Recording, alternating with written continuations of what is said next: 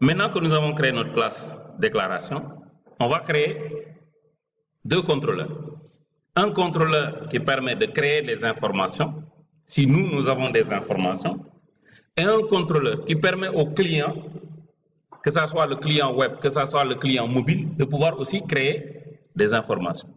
Donc quand vous créez une API, vous-même, vous pouvez fournir des informations à l'API via le mobile ou via le web, comme aussi via votre application en termes d'interface administrative.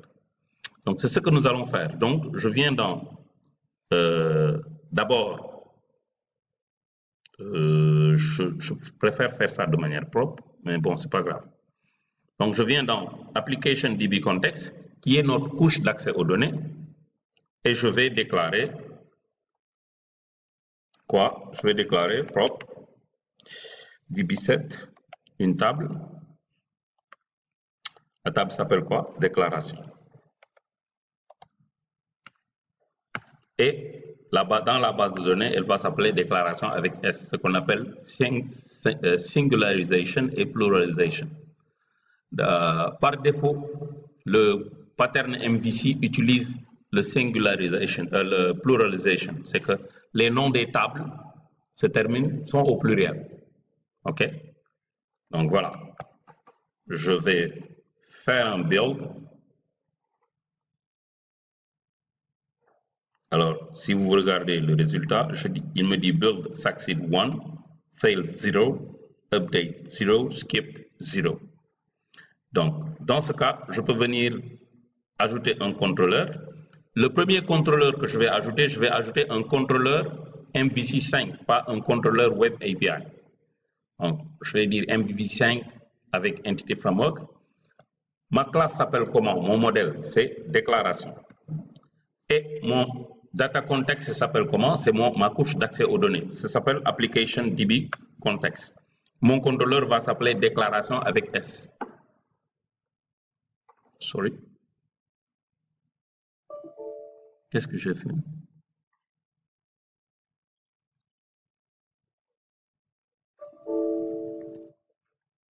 J'ai fait un build. Ici, je peux aller loin. Je vais créer le package Manager Console. Alors, qu'est-ce que je vais lui dire? Je vais simplement lui dire enable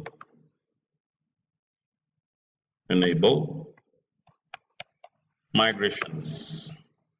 Alors, le projet par défaut, c'est ebetail.api. Enable migration permet aujourd'hui d'accepter n'importe quel type de changement. Ça permet d'activer la migration. La migration veut dire quoi? L'acceptation des changements, l'acceptation des versions de base de données ou des versions de classe. OK? Vous allez voir. Jusqu'à présent, vous n'avez nullement vu où est-ce que je manipule une base de données ou une requête SQL, etc., etc.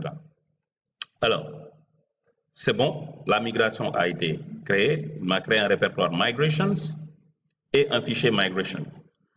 Je fais ici true. OK? Et là, je ne touche rien si je veux. Hein. Alors, qu'est-ce que je vais faire maintenant? C'est simple. Ceux qui aiment Java, ceux qui aiment Git, ceux qui aiment Linux, ils sont servis. Donc, je fais add migration. Je lui dis initial API migration. Ça, c'est ma première migration. C'est-à-dire, c'est ma base de données telle qu'elle est, après avoir créé la classe. Voilà, regardez bien, suivez. Regardez, ici, vous avez createTable, toujours dans une classe. Ma table s'appelle comment? Déclaration, qui va avoir ID, identity est true, nom complet, téléphone, description, lieu, date du vol, de type, date time. OK? Et la clé primaire, c'est quoi? C'est le ID. Tout ça, je n'ai pas défini ça. Alors, je reviens, je vais aller plus loin. Pour ceux qui font Java, je viens dans déclaration. Nom complet, il n'y a pas de souci. Téléphone. Mais description, je veux que ça soit une fenêtre vraiment descriptive, quoi. OK? Bon, je vais laisser comme ça. Vous allez voir. Alors, je fais update. Database moins verbose. Il va me créer une base de données quelque part. OK? Par défaut. Regardez. Je vais faire ceci. Vous allez bien voir. Il m'a créé quoi? Regardez. Quand j'ai dit update database moins verbose, il me crée, il applique d'abord la migration, initialement API migration. Ensuite, il me crée une table qu'il a appelée déclaration. C'est du SQL. Moi, je ne tape pas SQL. C'est le système qui me tape le SQL. Ensuite, il me crée une table ASP.NET Roles pour dire qui est administrateur, qui n'est pas administrateur, qui est utilisateur simple. Ensuite, il me crée une table ASP.NET User Roles pour chaque utilisateur, quel est son rôle. Ensuite, il me crée une table ASP.NET Users, la liste des utilisateurs. OK? Avec ID, email confirm, password hash, security stamp, phone number confirm, etc., etc. OK? Voilà. Maintenant, tout ça étant bien créé, c'est bon. OK? Je peux créer maintenant, je peux faire un build. C'est bon, build succeed. Je vais créer mon contrôleur. Contrôleur d'abord pour nous, nos créations, nos modifications. Donc, je dis que c'est déclaration, application DB context, et je lui dis add. C'est bon. Nice. OK? Il va créer un contrôleur. Ensuite, on va créer un autre contrôleur pour les API. OK? Je fais clic droit, add, contrôleur. Alors, Web API 2, controller with using entity framework. Toujours ces déclarations. Maintenant, il l'appelle contrôleur déclaration. Je ne veux pas de ça. OK? Je vais l'appeler contrôleur ou bien API déclaration contrôleur. OK? Je mets add.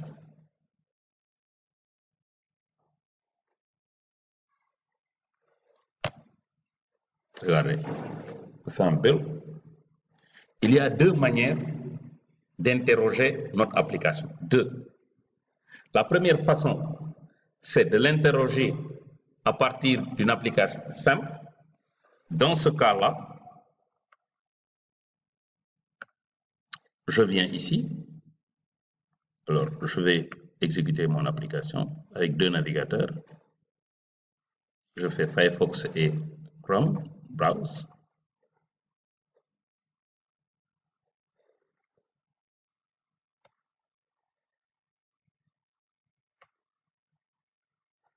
Voilà, OK. Ici, quand je dis, quel est le contrôleur que j'ai créé? Déclaration avec S. Je fais déclaration avec S. Regardez ce que j'ai.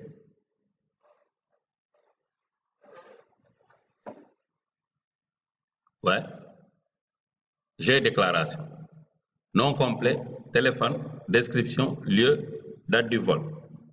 Quand je mets create new, j'ai ça. Nom complet, je mets nom complet. Téléphone, je mets le téléphone. Description. Maintenant, description, c'est pas joli ça.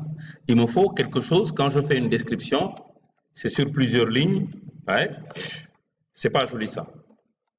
OK? Regardez. J'aimerais pouvoir avoir la flexibilité d'aller à la ligne. OK? Lieu, c'est bien, mais date du vol. Je suis en train d'écrire, c'est trop contraignant. Je veux un joli calendrier, que je puisse sélectionner la date du vol. Même dans un mobile, il faut que ça s'affiche très bien. Alors, regardez. Je viens dans mon modèle, déclaration. Je réduis la fenêtre. OK, voilà. Alors, description. Ici, je lui dis quoi? Je lui dis, et dans nos champs, qu'est-ce qui est obligatoire? Quand tu fais une déclaration, est-ce que tu peux ne pas saisir ton nom? Non, c'est pas normal, c'est pas sérieux. Est-ce que tu peux ne pas saisir ton téléphone? Non, cela veut dire que c'est pas sérieux. OK? Est-ce que tu peux ne pas faire une description? Non. Donc, il faut que ces champs soient obligatoires. Dans ce cas, bêtement, je fais ceci, je dis require. Obligatoire.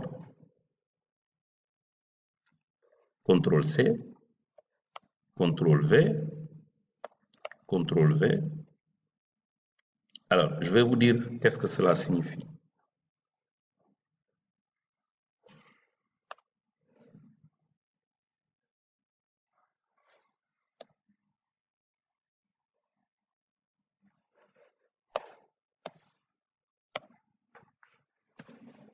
Alors, regardez.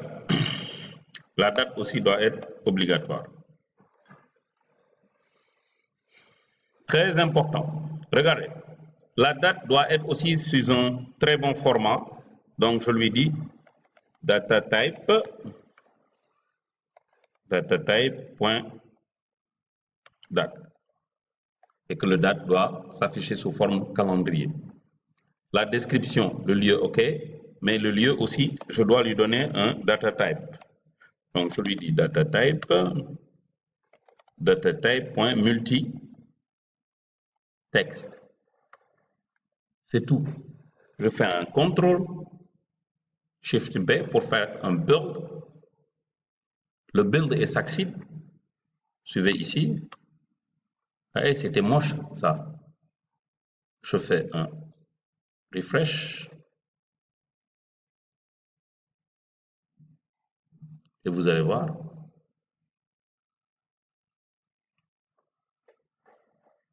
Regardez maintenant.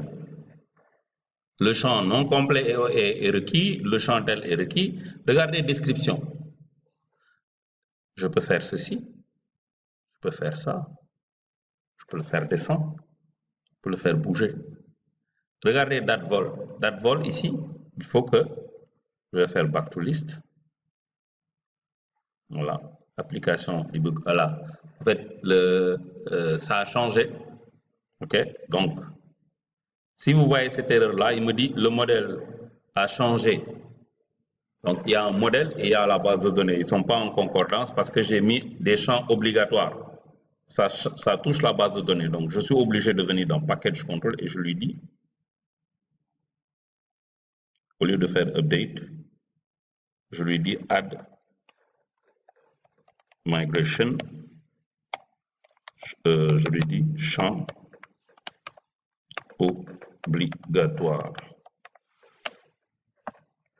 Dans champ obligatoire, il me montre, il me dit, regardez, alter column. Ceux qui connaissent le SQL, alter column, déclaration, non complet, il me dit nullable false. Cela veut dire que j'ai mis require, donc c'est obligatoire. Et dans ce cas, je mets update.